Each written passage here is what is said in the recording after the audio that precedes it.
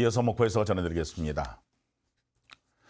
목포항 일대에는 개발의 손길에서 벗어나서 방치된 빈집이 많은데요. 도시 재생 사업을 통해서 문화재 거리의 명소로 주목받고 있습니다. 박상훈 기자의 보도입니다.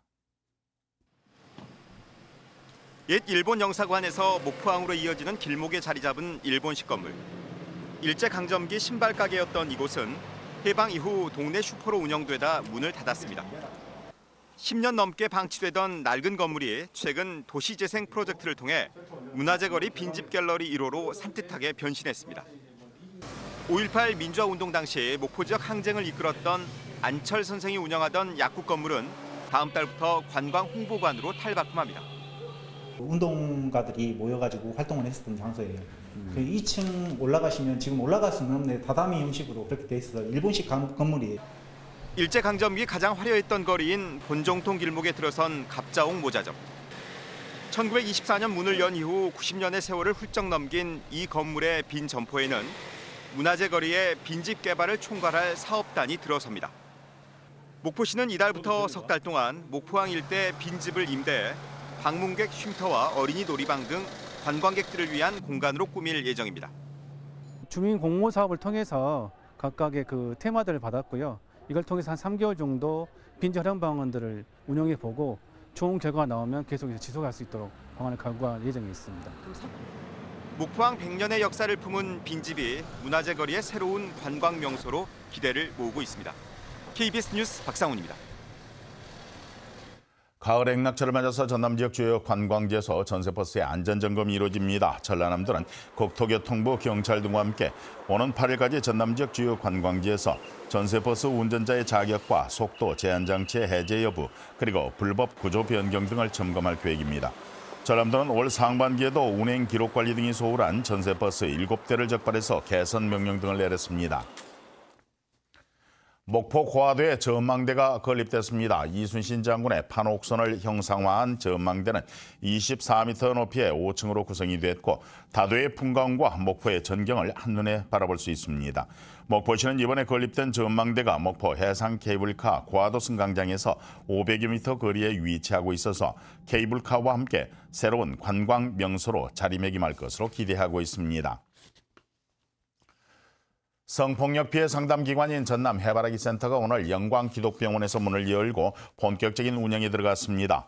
전남 해바라기 센터는 성폭력과 가정폭력 피해자들을 대상으로 상담과 의료 서비스를 원스톱으로 제공하는 통합형 센터로 전남 전역에 서비스를 제공합니다.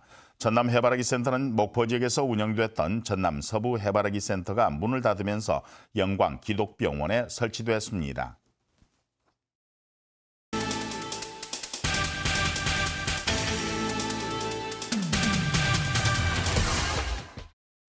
전라남도가 새천년 인재 육성 프로젝트의 일환으로 글로벌 마이스터 현장 연수를 실시합니다.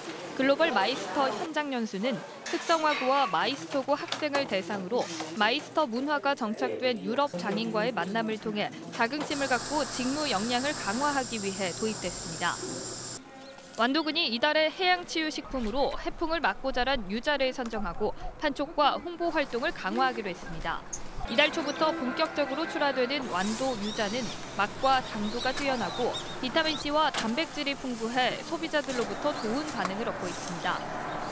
남악 신도시 공중화장실에 불법 촬영을 막기 위한 방범시설이 설치됐습니다. 무안경찰서는 남악 6군데 공중화장실에 불법 촬영이 불가능하도록 화장실 칸막이 하단에 스크린을 설치하고 불법 촬영 시 경광등이 자동으로 울리는 불법 촬영 감지 장치를 설치했다고 밝혔습니다. 전국 해상선원노령과 목포해양대가 우수 해기 인력 양성을 위한 온라인 교육 지원에 관한 업무 협약을 체결했습니다.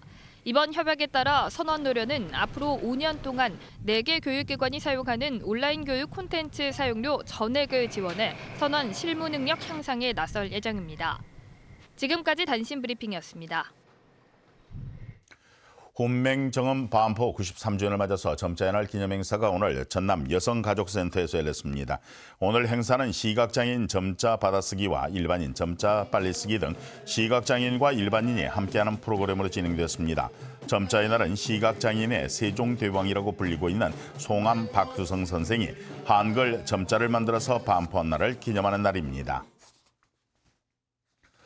여수 산단에서 드러난 대기오염 측정 조작 행위를 더 강하게 처벌하는 법안이 국회를 통과했습니다. 국회는 어제 본회의를 열고 측정값 조작에 관여한 사업자에 대한 처벌을 기존 과태료 500만 원에서 5년 이하의 징역 또는 5천만 원 이하의 벌금에 처하는 내용이 담겨있는 대기환경보존법 개정안을 통과시켰습니다. 개정안에는 측정 조작에 관여한 기업의 오염물질 배출 시설을 폐쇄하도록 하는 조항과 2차례 이상 기준치를 넘겨서 오염물질을 배출하면 초과 배출 부담금을 많게는 10배까지 가중하는 내용 등이 포함됐습니다.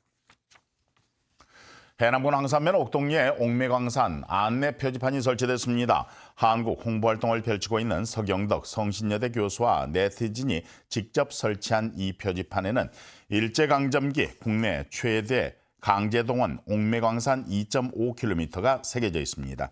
옥매광산은 일제가 명반석의 채취 등을 위해서 마을 주민과 광부 등 수백 명을 강제로 동원했던 곳이고 특히 지난 1945년 강제 동원된 조선인들을 태우고 고향으로 돌아오던 배에서 화재가 발생하기도 했습니다. 목포였습니다.